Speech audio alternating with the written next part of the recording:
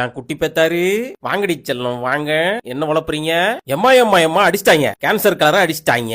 எம்மாடி எம்மா எம்புட்டு கலரு. Cancer confirm. எமன் கயிறு ஆந்தவே. எல்லாம் பேயா யூஸ் தோண்டிதான். இந்த செட்டப் எங்கேயோ பார்த்த மாதிரியே இருக்கு. எப்பாடி எப்பா ஸ்பிரிங் பொட்டேட்டோ.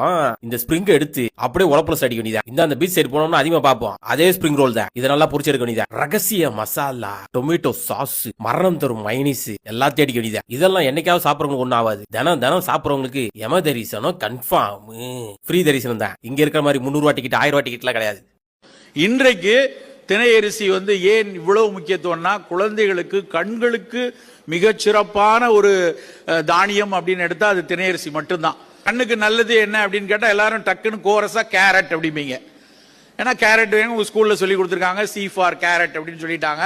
கேரட் தெரியும். ஏன் கேரட் நல்லதுன்னு கேட்டா அதுல இருக்கக்கூடிய இளஞ்சிவப்பு நிறத்துக்கு பின்னாடி இருக்கக்கூடிய பீட்டா கரோட்டின் அல்லது ஒரு பொன் மஞ்சள் நிறத்துக்கு பின்னாடி இருக்கக்கூடிய பீட்டா கரோட்டின்ங்கிறது அறிவியல் ஆய்வு சொல்லக்கூடிய விஷயம்.